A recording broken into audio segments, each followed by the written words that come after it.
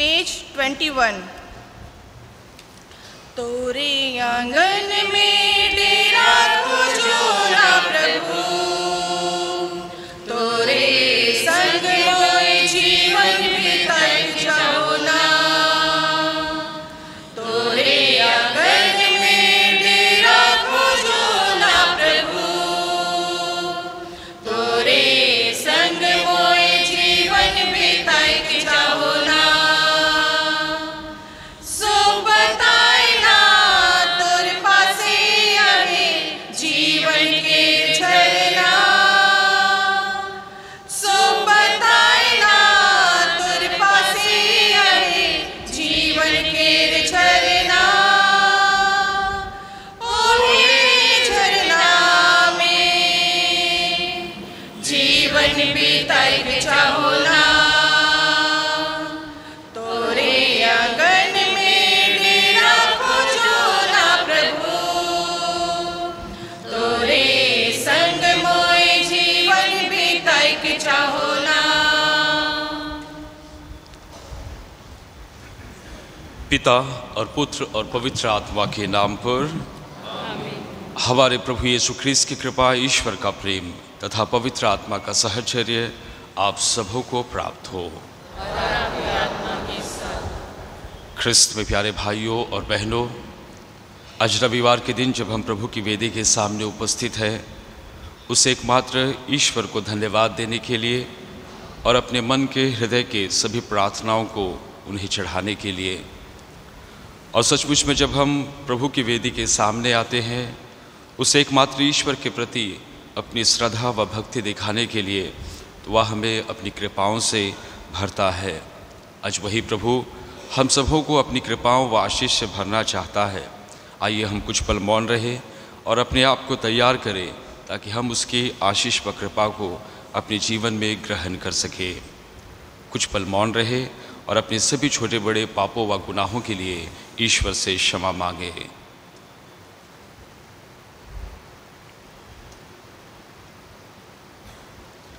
हम सब मिलकर बोले, हे भाइयों और बहनों, मैं सर्वशक्तिमान पिता ईश्वर और आप लोगों के सामने स्वीकार करती हूँ कि मैंने मन वचन कर्म से और अपना कर्तव्य पूरा न करने से, अपने कसूर से, अपने भाई कसूर से घोर पाप किया है। इसलिए मैं धन्य कुमारी मरियम से सब स्वर्गदूतों के संतों और आप लोगों से, हे भाई और बहनों, विनती करती हूँ कि आप मेरे लिए प्रभु ईश्वर से प्रार्थना करें। सर्वशक्तिमान ईश्वर हम लोगों पर दया करे और हमारे पाप क्षमा कर हमको अनंत जीवन प्रदान करे। आमीन। पेज 29। हे प्रभु हम पर दया करो। हे प्रभु हम पर दया करो। ख्रिस्त ही क्षमा करो सारे गुनाहों को। ख्रिस्त ही क्षमा करो सारे गुनाहों को। हे प्रभु हम पर दया करो। पेज 39। महिमा तुझे महिमा हो, तू राजेश्वर विराजमान, स्वर्ग के ऊंचे सिंहासन पर। महिमा तुझे महिमा हो, देख पिता तेरी कलीसिया, देख पिता तेरी कलीसिया, ये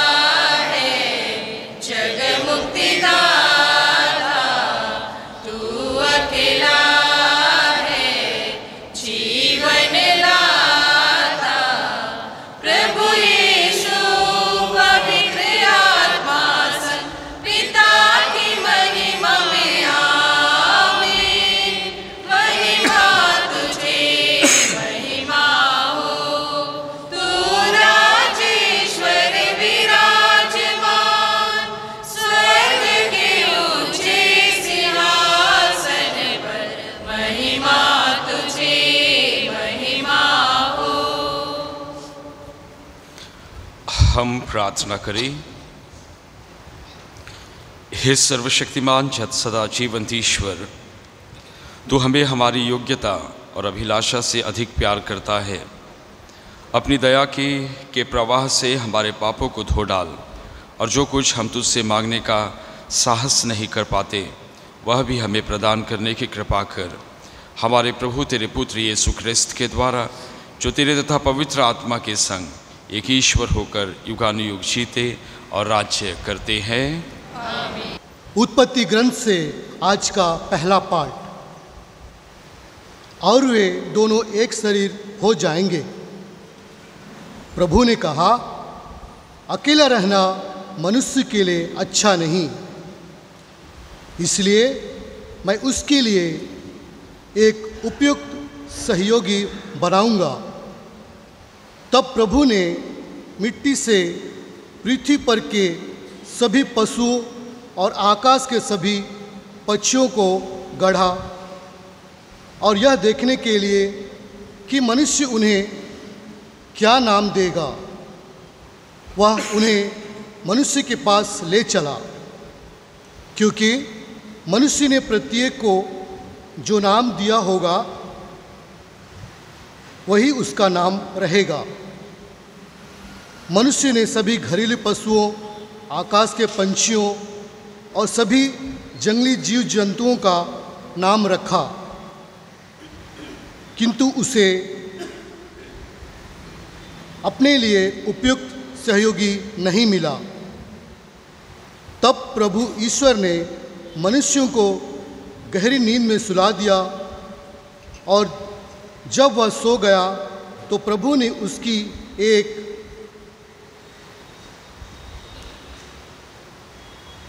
पसली निकाल ली और उसकी जगह को मांस से भर दिया। इसके बाद प्रभु ने मनुष्य से निकाली हुई फसली से एक स्त्री को गढ़ा और उसे मनुष्य के पास ले गया। इस पर मनुष्य बोल उठा, यह तो मेरी हड्डियों की हड्डी है और मेरे पास और मेरे मांस का मांस। इसका नाम नारी होगा, क्योंकि यह तो नर से निकाली गई है। इस कारण मनुष्य अपने माता पिता को छोड़ेगा और पत्नी के साथ रहेगा, और वे दोनों एक शरीर हो जाएंगे। प्रभु की वाणी है।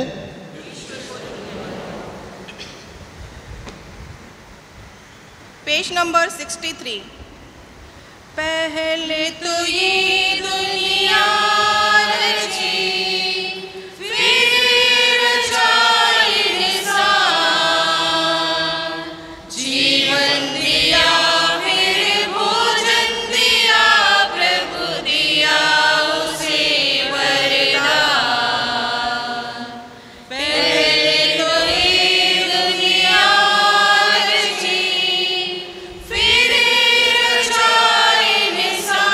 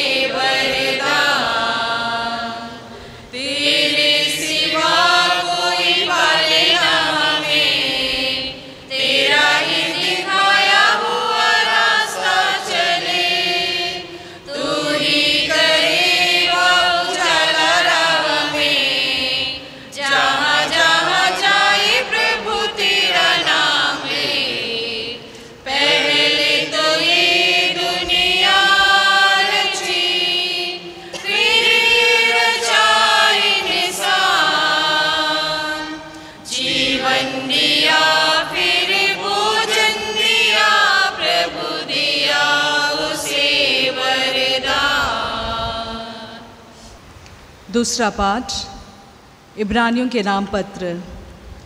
जो पवित्र करता है और जो पवित्र किए जाते हैं उन सबों का पिता एक ही है। यीशु को कुछ समय के लिए स्वर्गदूतों से छोटा बना दिया गया था, जिससे वह ईश्वर की कृपा से प्रत्येक मनुष्य के लिए मर जाएं।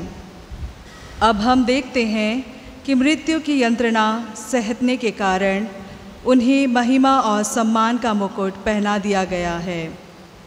ईश्वर जिसके कारण और जिसके द्वारा सब कुछ होता है, बहुत से पुत्रों को महिमा तक ले जाना चाहता था।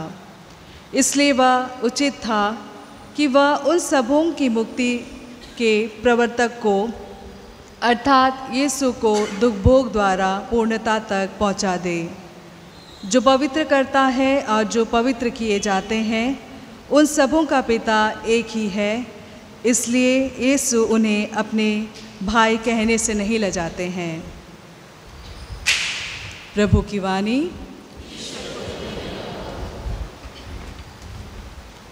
Page number 82।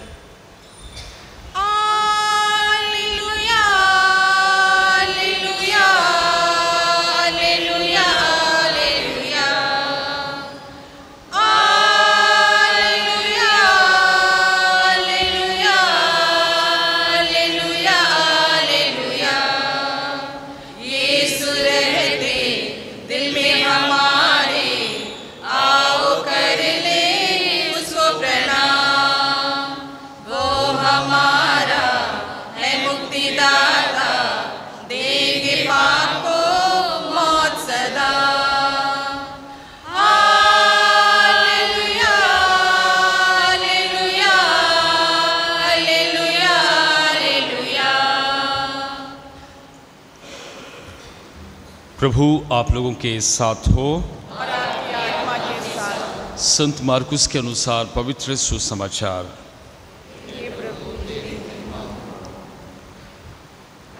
फरीसी यीशु के पास आए और उनकी परीक्षा लेते हुए उन्होंने यह प्रश्न किया, क्या अपनी पत्नी को त्याग देना पुरुष के लिए उचित है? यीशु ने उन्हें उत्तर दिया, मूसा ने तुम्हें क्या आदेश दिया है? उन्होंने कहा, मूसा ने तो त्यागपत्र लिखकर पत्नी को त्यागने की अनुमति दी है। यीशु ने उनसे कहा, उन्होंने तुम्हारे हृदय की कठोरता के कारण ही यह आदेश लिखा है, किंतु सृष्टि के प्रारंभ ही से ईश्वर ने उन्हें नर नारी बनाया। इस कारण पुरुष अपने माता पिता को छोड़ेगा और दोनों एक शरीर हो जाएंगे। इस तरह अब वे दो नहीं बल्कि एक शरीर है। इसलिए जिसे ईश्वर ने जोड़ा है उसे मनुष्य अलग ना करे। शिष्यों ने घर पहुंचकर इस संबंध में यीशु से फिर प्रश्न किया और उन्होंने यह उत्तर दिया, जो अपनी पत्नी को त्याग देता है और किसी दूसरी स्त्री से विवाह करता है वह पहली के विरुद्ध व्यभिचार करता है, और यदि पत्नी अपने पति को त्याग देती है और किसी दूसरे पुरुष से विवाह करती है तो वह व्यभिचार करती है। लोग यीशु के पास बच्चों को लाते थे जिससे वह उन पर हाथ रख दे, परंतु शिष्य लोगों को डांटते थे। यीशु यह देखकर बहुत अप्रसन्न हुए और उन्होंने कहा, बच्चों को मेरे पास आने दो, उन्हें रोको मत, क्योंकि ईश्वर का राज्य उन जैसे लोगों का है। मैं तुमसे कह देता हूँ, जो छोटे बालक की तरह ईश्वर का राज्य ग्रहण नहीं करता और उसमें प्रवेश नहीं करेगा। तब यीशु ने बच्चों को छाती से लगा लिया और उन पर हाथ रखकर आशीर्वाद दिया। यह प्रभु का पवित्र सुसमाचार है। हे क्रिस्त तेरी स्तुति हो।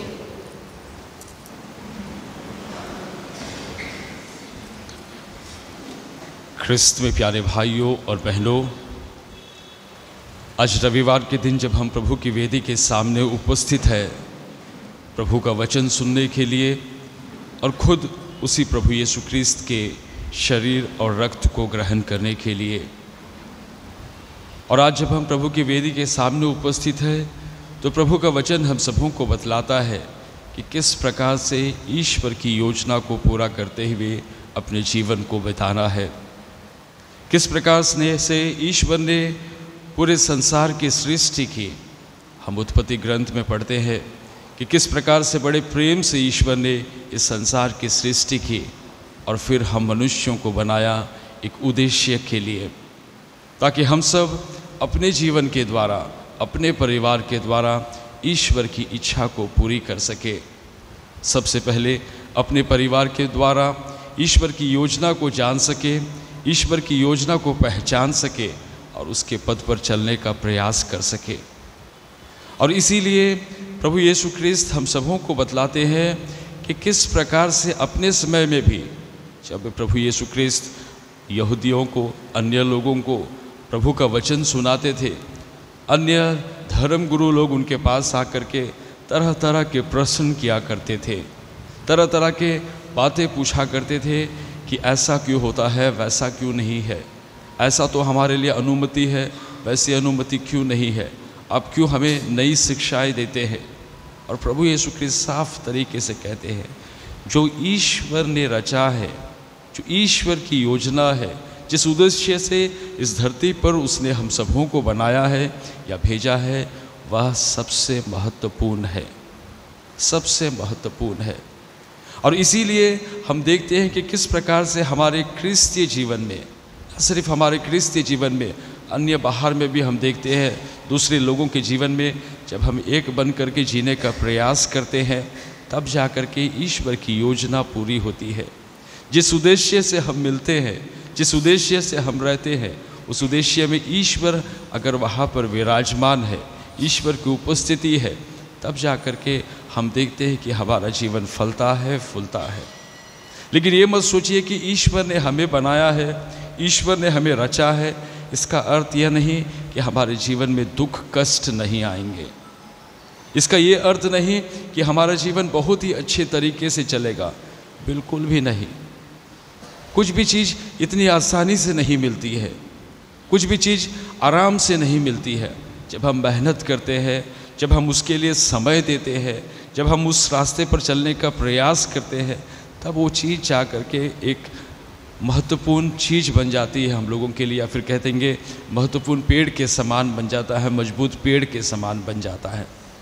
और इसीलिए हर एक जीवन में हम देखते हैं कि किस प्रकार से हमें एक दूसरे के साथ लेकर के आगे बढ़ना है, चाहे वह वैवाहिक जीवन हो, चाहे वह एक दूसरे के साथ अगर आप पारिवारिक जीवन हो, जहाँ पर माता पिता बहुत सारे बच्चे हो। जब तक हम एक बन करके ईश्वर की योजना को नहीं मानने का प्रयास करते हैं या फिर उसके अनुसार नहीं जीने का प्रयास करते हैं, तब हम आगे नहीं बढ़ पाते हैं। कठिनाइयाँ, समस्याएं, मुश्किलें हर एक जीवन में आती है, हर एक के जीवन में आती है। लेकिन उस जीवन में, उस कठिनाइयों के समय भी अगर हम उसके आभास नहीं कर पाते, उस ईश्वर की योजना को नहीं समझ पाते हैं, तब हमारा जीवन आगे नहीं चल पाता है। और इसीलिए ज़रूरी हो जाता है, विशेष करके हम लोगों के लिए ज़रूरी हो जाता है, जो क्रिस्तीय है, हम लोगों के लिए महत्वपूर्ण हो जाता है कि क्रिस्त हमारे परिवार का केंद्र बिंदु होना चाहिए। क्रिस्त हमारे परिवार का केंद्र बिंदु होना चाहिए। और जब क्रिस्त हमारे परिवार का केंद्र बिंदु बनते हैं, तो वह हमारे परिवार की रक्षा करते हैं। यहाँ से खड़े होकर के प्रभु का वचन सुनाना या अच्छी अच्छी बातें बतलाना बहुत आसान है, लेकिन आप लोग जो यहाँ पर बैठे हैं, जो परिवार में जीते हैं, कभी कभी परिवार बहुत अच्छे तरीके से चलता है, बहुत बार बहुत कठिनाइयों से चलता है। ऐसे समय भी आ जाता है कि अब हम करें तो क्या करें। ऐसे समय भी हमारे मन में सोच आ जाती है, हम इस परिवार में आगे कैसे बढ़ें।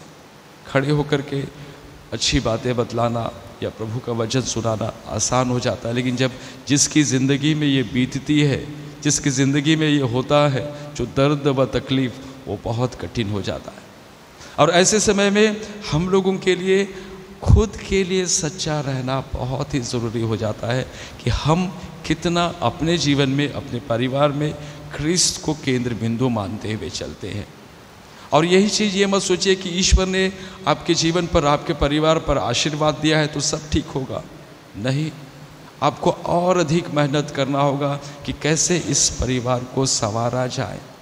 बहुत सारे लोग कपड़े खरीदते हैं, बहुत सारे लोग अच्छे अच्छे घर बनाते हैं, बहुत सारे लोग अच्छी अच्छी गाड़ियाँ खरीदते हैं, लेकिन आप उस चीज़ को कितना मेंटेन करते हैं या फिर कितना सुंदर बनाने का प्रयास करते हैं। उसी घर में तरह तरह के हर साल या फिर 2 साल के बाद हम किस तरीके से नई चीज़ें लाने का प्रयास करते हैं, वैसे ही परिवार में किस प्रकार से परिवार को सुंदर बनाने के लिए हम नई नई सोच लाते हैं। ये बहुत ज़रूरी होता है, मेहनत करना बहुत ही ज़रूरी हो जाता है। और इसीलिए आज विशेष करके जब हमारा परिवार अच्छे से चल रहा है, हमेशा ईश्वर को धन्यवाद दीजिए, हमेशा ईश्वर को धन्यवाद दीजिए। और अगर परिवार में कठिनाइयाँ चल रही है, मुसीबतें चल रही है, और अधिक प्रभु के पास आइए। क्या पता उसका रहस्य क्या है, क्या पता उसकी योजना क्या है आपके लिए।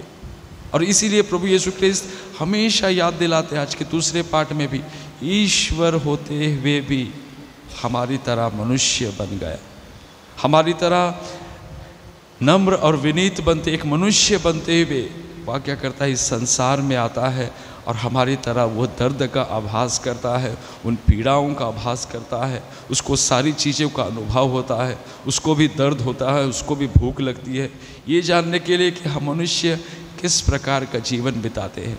लेकिन अंत में प्रभु यीशु ख्रिस्त यही बतलाते हैं, ये तो सिर्फ आपके जीवन की यात्रा है, ये दुख और तकलीफ़ें जो आपके जीवन में अब हो रही है, ये तो सिर्फ एक यात्रा, इसको आपको पार करना ही पड़ेगा। और तब जाकर ही पुनरुत्थान होता है, तब जाकर ही नया जीवन मिलता है, तब जाकर ही आनंद मिलता है। कहने का अर्थ है कि इस रास्ते से हुए बिना कोई दूसरा रास्ता से आपको अनंत जीवन या फिर आनंद नहीं मिलता है आपके जीवन में। और इसीलिए हमेशा हमेशा आप लोगों के लिए एक ही संदेश है, खुद के प्रति वफादार रहिए अपने हृदय के लिए, और हमेशा ईश्वर की योजना को जानने का प्रयास कीजिए। जब हम ईश्वर की योजना को जानने का प्रयास करते हैं, ईश्वर मुझसे क्या चाहता है, तब हम हमेशा अपने आप को समर्पित करने का प्रयास करेंगे। उसी तरीके से हम वचन में सुनते हैं कि प्रभु यीशु ख्रिस्त बच्चों को अपने पास बुलाते हैं। हम देखते हैं कि किस प्रकार से प्रभु यीशु ख्रिस्त के जीवन में हमेशा हमने पाया है कि वे बच्चों के प्रति उनका एक अलग ही आकर्षण था, या फिर कहेंगे अलग ही उनके लिए प्यार था या फिर प्रेम था। और इसलिए वह हमेशा बच्चों को अपने पास आने से कभी रोकते नहीं थे। उनके शिष्य डांटते थे कि अपने पास बैठाओ, माँ बाप को कहते थे होंगे, लेकिन प्रभु यीशु ख्रिस्त कहते थे नहीं, उनको मेरे पास आने दो। और क्या करते थे, उनके सर पर हाथ रख करके आशीर्वाद देते थे, उनके सर पर हाथ रख करके उनको आशीर्वाद देते थे एक अच्छे जीवन जीने के लिए। कहने का अर्थ है कि हम सबों को भी हमेशा हमेशा क्या करना है, अपने बच्चों को प्रभु के पास लाने का प्रयास करना है। ना सिर्फ ये कि आप रविवार के दिन या जब कभी आप गिरजाघर आते हैं तब बच्चों को यहाँ पर ला करके ये दिखलाते हैं कि आप बच्चों को प्रभु के पास ला रहे हैं, नहीं, वो तो सिर्फ एक छोटा सा भाग है, सिर्फ एक छोटा सा भाग है जब आप बच्चों को अपने साथ यहाँ पर लाते हैं। सबसे बड़ी चीज़ और सबसे महत्वपूर्ण चीज़, ध्यान से सुनिएगा, सबसे महत्वपूर्ण चीज़, हम बच्चों को प्रभु के पास तब लाते हैं जब आप अपने घर में जब प्रार्थना करते हैं या फिर बातें करते हैं या फिर बैठते हैं, जब आप बतलाते हैं देखो ये प्रभु यीशु ख्रिस्त है, देखो ये माता मरियम है, प्रभु यीशु ख्रिस्त की माँ है। देखो जब हम गीत गाते हैं इस गीत का क्या अर्थ है, जो प्रार्थना बोलते हैं उसका क्या अर्थ है। जब बच्चा उस तस्वीर को देखता है या फिर उसके जीवन में या उसके आंखों के सामने वो सारी चीज़ें दिखाती है जो माँ बतलाती है या पिताजी बतलाता है, वह उसके जीवन में राज्य कर जाता है, उसके दिल में राज्य कर जाता है। और इसीलिए उस चीज़ को वह इतने करीब आ जाता है ईश्वर के या फिर प्रभु के इतने करीब आ जाता है कि वह उनके लिए प्रभु का भय या फिर कहेंगे प्रभु के प्रति अलग ही श्रद्धा उसके जीवन में धीरे धीरे बढ़ती है। और वहाँ से लेकर के जब आप रविवार के दिन या अन्य दिनों में मिस्सा बलिदान में आते हैं, जो विश्वास जो भक्ति वहाँ पर आपने बोया था अपने परिवार में, आपकी संध्या प्रार्थना में, या फिर हो सकता है जब आप बैठ कर के बातें करते हैं तब आप बतलाते हैं उनको प्रभु के बारे में, कलीसिया के बारे में, तो विश्वास यहाँ जा कर के क्या होता है और अधिक परिपूर्ण होता है। और उसके बाद में वही विश्वास जब वही खुद बच्चा वह देखता है, अनुभव करता है कि मेरी माँ और मेरे पिताजी किस प्रकार से प्रार्थना करते हैं जब वे गिरजाघर में आते हैं, किस प्रकार से प्रभु के शरीर और रक्त को ग्रहण करते हैं। कुछ बोलने की आवश्यकता नहीं होती है, कुछ भी करने की आवश्यकता नहीं होती है, लेकिन हमारा आचरण, हमारे व्यवहार, हमारी भक्ति उनको बहुत अधिक प्रभु के पास लेके आती है, बहुत अधिक प्रभु के पास लेके आती है। ये कोई कठिन बात नहीं है या कोई असंभव सी बात नहीं है, ये कोई बड़ी शिक्षा नहीं जो मैं आप लोगों को देता हूँ। ये एक ऐसी शिक्षा है जो अपने आप आता है, अपने आप बच्चा प्रभु की ओर या ईश्वर की ओर आकर्षित होता है। उनको लगने लगता है कि जो जीवन मुझे मिला है मेरे माता पिता के द्वारा, ये ईश्वर का दिया हुआ जीवन है। और तब से लेकर के वह उसको प्रभु को समर्पित करने का प्रयास करता है। वे चाहे समाज में रहे या किसी भी जगह में कार्य करें, उनका मन हृदय बदलते जाता है। और इसीलिए हमेशा प्रयास कीजिए, विशेष करके माता पिताओं को, आपको एक विशेष योजना के लिए चुना गया है और बच्चों को हमेशा प्रभु के पास लाइए, प्रभु के पास लाइए। एक बहुत अच्छी संस्कृति थी पहले, अभी भी है, बहुत सारे लोग, मैं हमेशा कहता हूँ जब आप लोग दान देते हैं, जब आप कलीसिया के लिए दान देते हैं, मिसा बलिदान के दौरान भी एक बहुत अच्छी चीज़ थी जो हम बच्चों को सिखाते थे, जो हमारे माता पिता आज भी करते हैं बहुत सारे लोग, लेकिन वह कम होते जा रहा है, कम होते जा रहा है। वह यह है कि मेरी भागीदारी हर तरीके से, ना सिर्फ आर्थिक तरीके से, मेरी भागीदारी कलीसिया में कैसी है। हम बच्चों को क्या करते हैं, जो कुछ भी है थोड़ा सा उनको हाथों में देते हैं और बतलाते हैं कि देखो इसको वहाँ पर डालना है, क्योंकि आपको अपने बच्चे, आपको अपने आपके बच्चे, आपको कोई मेहनत, आपको क्या कहेंगे, ईश्वर से आप, ये आपका अधिकार से नहीं मिला, आपको एक वरदान मिला है, आपको एक उपहार स्वरूप मिला है। कितने सारे लोग हैं दुनिया में जो लोग आज भी प्रार्थना करते हैं एक संतान के लिए, लेकिन जब आपको मिला है, ईश्वर ने ये उपहार, ये बहुत बड़ा आशीर्वाद आपके जीवन में दिया है, बड़ी उदारता उसने दिखाई, क्या उस उदारता का छोटा सा गुण हम अपने दूसरों की भलाई के लिए नहीं कर सकते? इन्हीं हाथों से, इन्हीं छोटे छोटे हाथों से जब वे बड़े हो जाते हैं और हम सब बड़े हो जाते हैं, कितनी सारी बुराइयां होती है। क्या बचपन से लेकर हम थोड़ा सा अच्छाई नहीं कर सकते? मैं मानता हूँ जिसके पास कुछ नहीं होता कोई बात नहीं, कम से कम आप ला करके बच्चों को आशीर्वाद तो दिलाइए। जो कोई भी आपके पास हो या आपके बड़े भी हो, आपसे जो बड़े भी है, आशीर्वाद दीजिए, प्रार्थना कर दीजिए।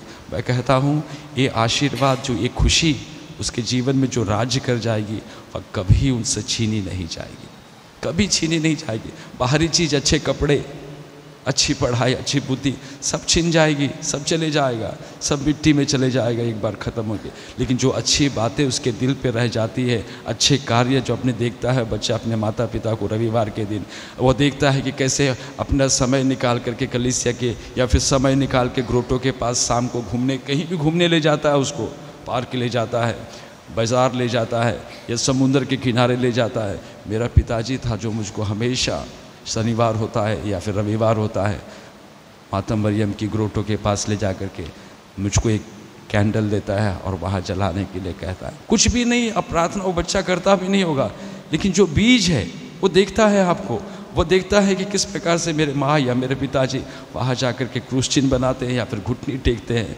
खड़े होते हैं, वो बस देखता है और उनके जीवन में वो भाव उत्पन्न होता है। अब ज़रूर जाइए उनको लेकर के, ज़रूरी है, दिखाइए, पार्क में जाइए, बाज़ार जाइए या फिर किसी रेस्टोरेंट में जाइए या फिर समुद्र के किनारे, ज़रूर।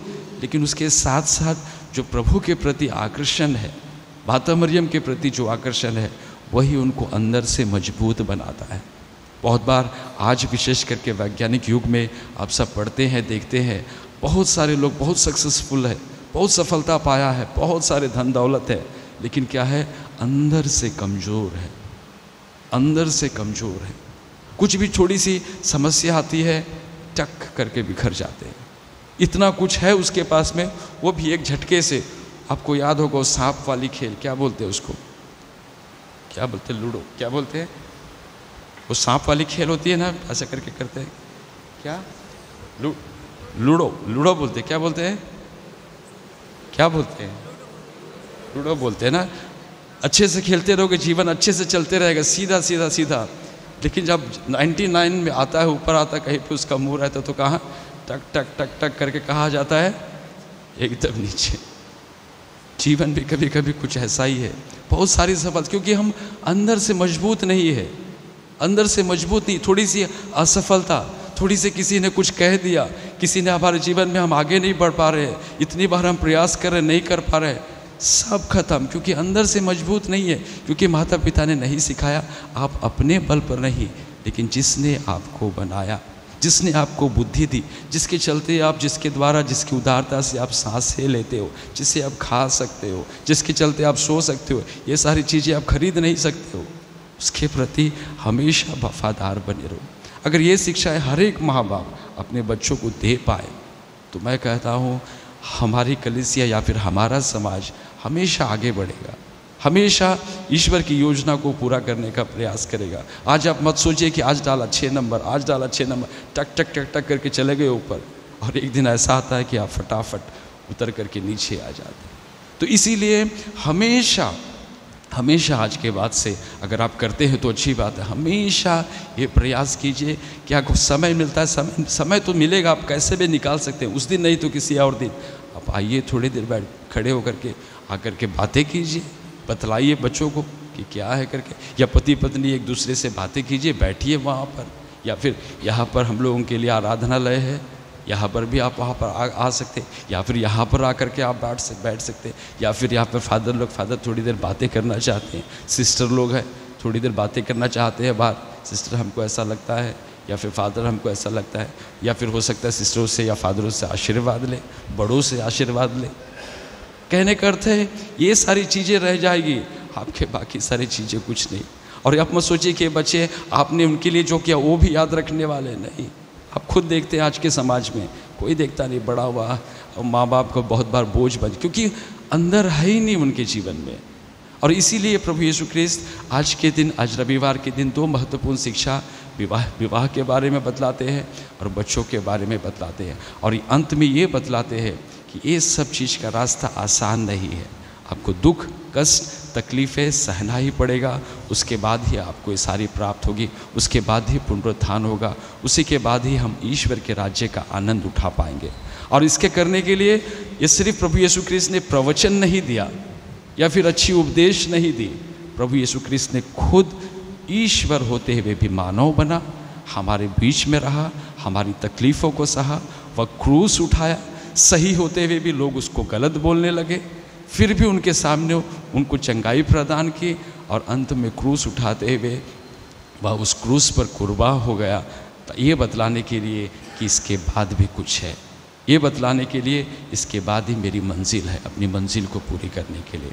आज वही प्रभु यीशु ख्रिस्त आप सबों को, मुझको भी आशीर्वाद दे कि हम भी हमेशा प्रभु के प्रति अपनी श्रद्धा व भक्ति बनाए रखें, और जितना हो सके एक दूसरे की सहायता करें प्रभु की ओर आकर्षित करने के लिए। आइए हम खड़े होकर के उस एकमात्र ईश्वर में अपना विश्वास प्रकट करें। प्रेरितों का धर्मसार।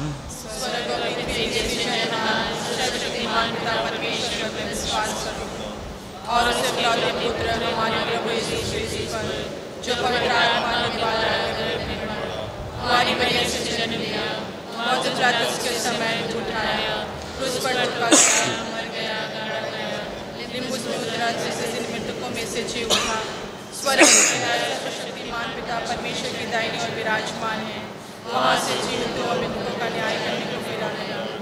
मैं पवित्र आत्मा पर, पवित्र कार्तिक कलीसिया, धर्मियों के संबंध, पापियों की क्षमा, देह के पुनरुत्थान और अनंत जीवन पर मैं विश्वास करती हूँ। आमीन। प्रिय भाइयों और बहनों, हमारे हृदय के प्रत्येक प्रार्थना सर्वशक्तिमान पिता ईश्वर के पास पहुँचे, क्योंकि वह चाहता है कि सारी मानव जाति का उद्धार हो और सब लोग सत्य का ज्ञान प्राप्त करें।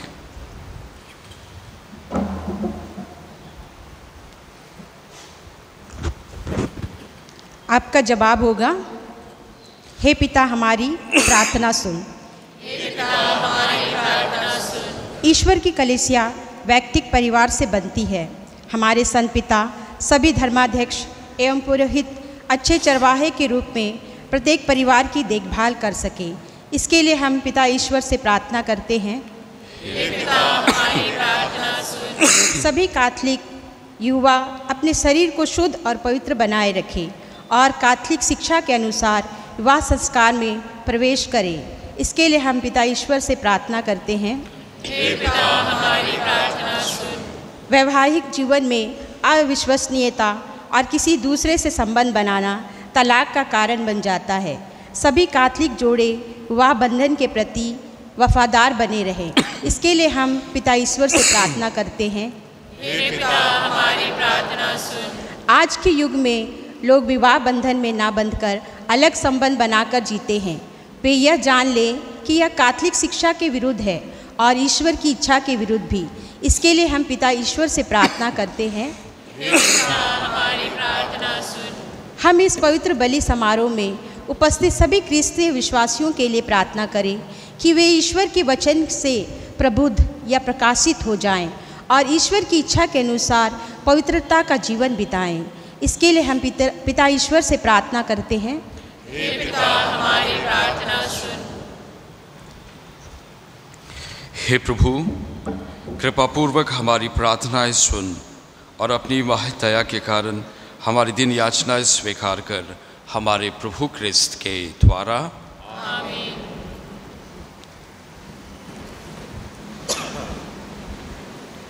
Page number 95।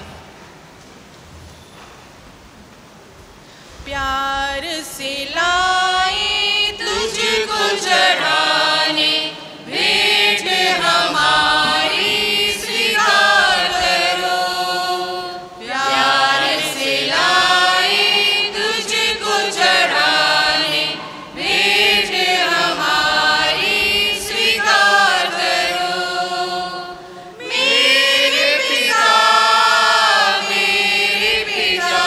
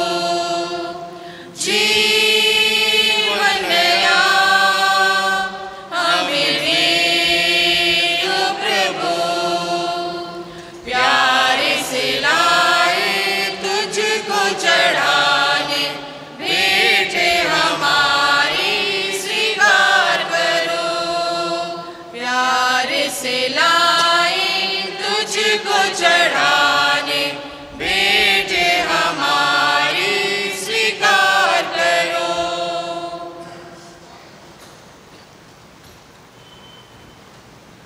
भाई और बहनों, प्रार्थना कीजिए कि सर्वशक्तिमान पिता ईश्वर मेरा और आप लोगों का बलिदान ग्रहण करे।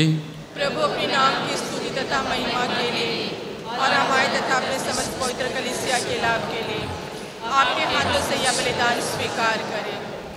हे प्रभु, यह बलिदान स्वीकार कर जिसे चढ़ाने का आदेश तूने दिया है। तेरी सेवा में हम जिस पवित्र संस्कार का अनुष्ठान कर रहे हैं वह हमें पवित्र बनाए और हमारी मुक्ति करे। हम यह प्रार्थना करते हैं अपने प्रभु क्रिस्त के द्वारा। प्रभु आप लोगों के साथ हो। प्रभु में मन लगाइए। हम प्रभु में मन लगाए। हम अपने प्रभु ईश्वर को धन्यवाद दें। यह उचित और न्याय हे प्रभु, पवित्र पिता, सर्वशक्तिमान और शाश्वत ईश्वर, यह वास्तव में उचित और न्याय संगत है, हमारा कर्तव्य तथा कल्याण है कि हम सदा और सर्वत्र तुझे धन्यवाद दें। जो पुत्र पुत्रियाँ पाप के कारण तुझसे दूर भटक गए थे, उनको अपने पुत्र के रक्त और पवित्र आत्मा के सामर्थ्य से तूने पुनः अपने पास से एकत्र किया, ताकि जैसे पवित्र त्रित्व एक है, वैसे ही उसके प्रभाव से तेरी प्रजा भी एक बने और कलीसिया तेरी बहुविधि प्रज्ञा की स्तुति में क्रिस्त के शरीर तथा पवित्र आत्मा के मंदिर के रूप में प्रकट हो जाए। इसलिए स्वरदूतों की मंडली के स्वर में स्वर मिलाकर आनंद की उमंग में हम तेरा स्तुति गान करते हैं। Page number 116। पवित्र पवित्र पवित्र प्रभु राजा, पवित्र पवित्र पवित्र प्रभु राजा, ऊंचे स्वर्ग में दूत सेना प्रभु की महिमा गाती है। ऊंचे स्वर्ग में दूत सेना प्रभु की महिमा गाती है।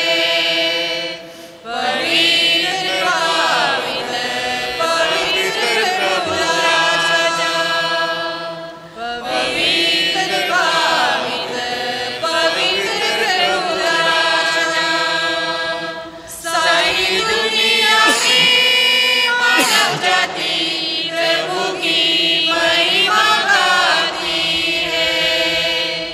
सारी दुनिया में मानव जाति प्रभु की महिमा गाती है। पवित्र पवित्र पवित्र प्रभु राजा, पवित्र पवित्र पवित्र प्रभु राजा।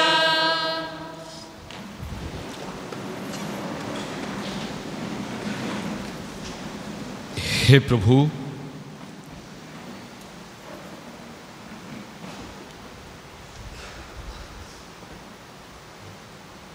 तू वास्तव में पवित्र है, सारी पवित्रता का स्रोत है। हम तुझसे प्रार्थना करते हैं, तुम उपहारों को अपनी आत्मा के संस्पर्श से पवित्र कर दे, कि हमारे प्रभु यीशु ख्रिस्त का शरीर तथा रक्त बन जाए। जब वे स्वेच्छा से मृत्यु के लिए सौंपे गए, उन्होंने रोटी ली, तुझे धन्यवाद दिया और रोटी तोड़कर उसे अपने शिष्यों को देते हुए कहा, तुम सब इसे लो और इसमें से खाओ, क्योंकि यह मेरा शरीर है जो तुम्हारे लिए बलि चढ़ाया जाएगा।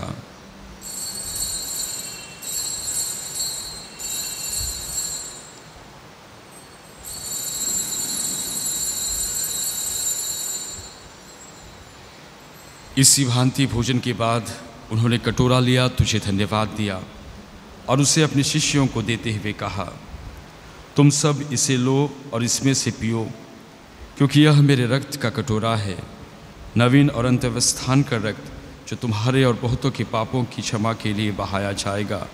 तुम मेरी स्मृति में यह किया करो।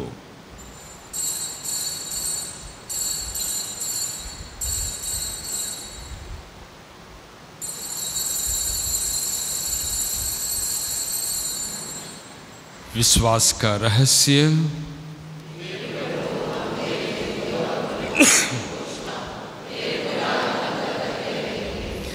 इसलिए हे प्रभु, हम क्रिस्त की मृत्यु और पुनरुत्थान की स्मृति में तुझे जीवन की रोटी और मुक्ति का कटोरा चढ़ाते हैं।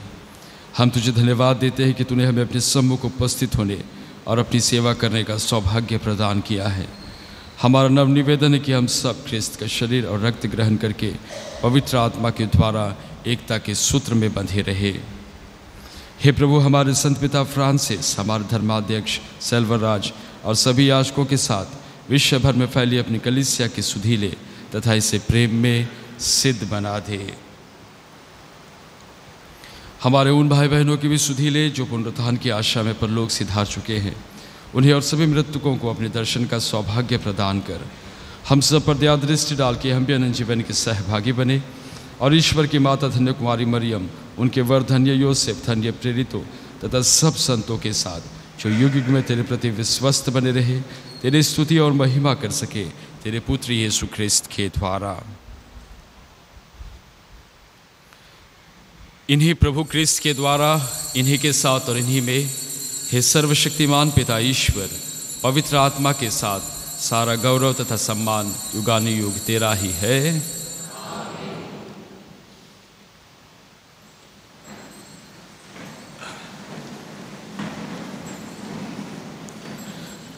आइए हम सब मिलकर के उस एकमात्र ईश्वर से प्रार्थना करें जैसे प्रभु यीशु ख्रिस्त ने हम सबों को सिखाया है। हे पिता हमारे जो स्वर्ग में है, तेरा नाम पवित्र किया जावे, तेरा राज्य आवे, तेरी इच्छा जैसे स्वर्ग में है वैसे पृथ्वी पर भी पूरी हो। हमारा प्रतिदिन का आहार आज हमें दे और हमारे अपराध में क्षमा कर जैसे हम भी अपने अपराधियों को क्षमा करते हैं, और हमें परीक्षा में ना डाल परंतु बुराई से बचा। हे प्रभु हम तुझसे प्रार्थना करते हैं सभी बुराइयों से हमें बचा और इस जीवन में हमें कृपापूर्वक शांति प्रदान कर।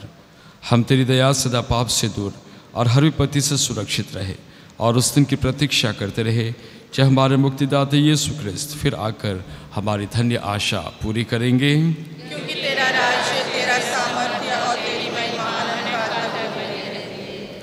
हे प्रभु यीशु ख्रिस्त ने अपने प्रेरितों से कहा है, मैं तुम्हारे लिए शांति छोड़ जाता हूँ, अपनी शांति तुम्हें प्रदान करता हूँ।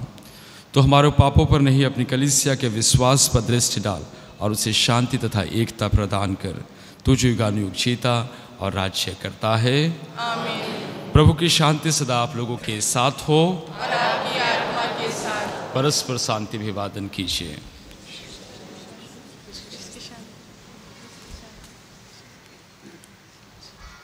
Page number 124। हे ईश्वर के मेमने मसीहा मसीहा, हे ईश्वर के मेमने मसीहा मसीहा, हम पर दया, हम पर दया, हम पर दया तू दया कर।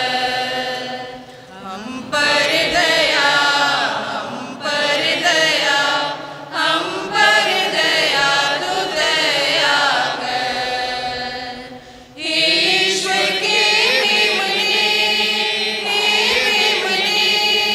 मसीहा मसीहा, ईश्वर के मेमने मसीहा मसीहा, हमको शांति, हमको शांति, हमको शांति तू शांति दे। हमको शांति, हमको शांति, हमको शांति तू शांति दे।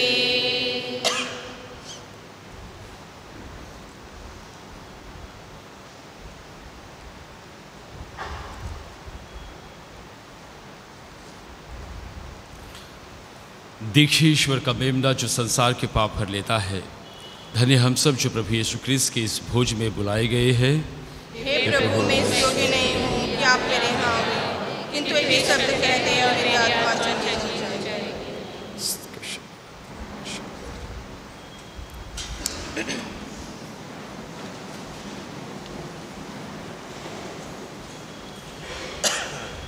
Page number 167।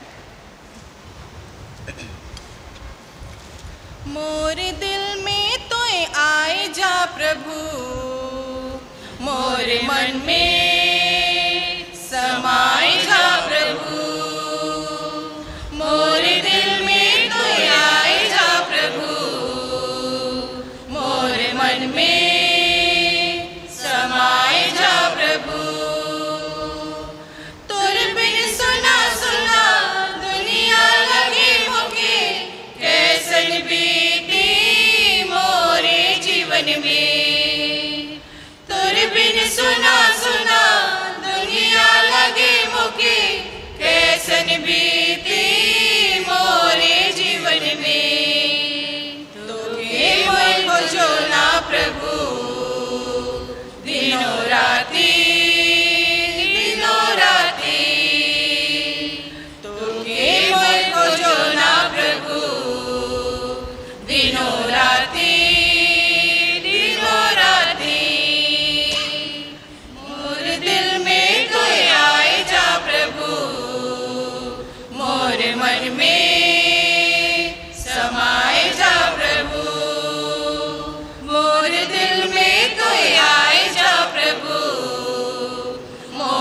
मन में समाए जा प्रभु। भूखे प्यासे प्रभु तरटिल आओ ना, दे देव जीवन पानी मोके। भूखे प्यासे प्रभु तरटिल आओ ना, दे देव जीवन पानी मोके। तोके मोय खोजो ना प्रभु, दिनों राती दिनों राती। तोके मोय खोजो ना प्रभु, दिनों राती दिनों राती। मोर दिल में तो आए जा प्रभु, मोर मन में समाए जा प्रभु। मोर दिल में तो आए जा प्रभु, मोर मन में समाए जा प्रभु। असरा देखी देखी मेरे होठ भीगे, आओ प्रभु मोरे जीवन में। असरा देखी देखी मेरे होठ भीगे, आओ प्रभु मोरे जीवन में। तोके मोय खोजो ना प्रभु, दिनों राती दिनों राती। तोके मोय खोजो ना प्रभु, दिनों राती दिनों राती। मोर दिल में तो आए जा प्रभु, मोर मन में समाए जा प्रभु। मोर दिल में तो आए जा प्रभु, मोर मन में समाए जा प्रभु। तोरे बिन सुना सुना दुनिया लगे मोके, कैसन बीते मोरे जीवन में। तोरे बिन सुना सुना दुनिया लगे मोके, कैसन बीते मोरे जीवन में। तोके मोय खोजो ना प्रभु, दिनों राती दिनों राती। तोके मोय खोजो ना प्रभु, दिनों राती दिनों राती।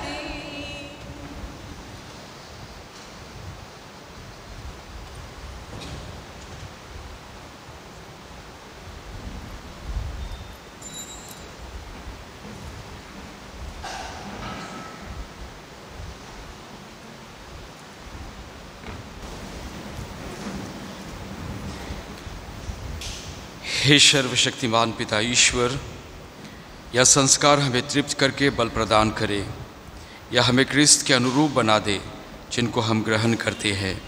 यह वर दे उन्हें हमारे प्रभु क्रिस्त के द्वारा। आमीन।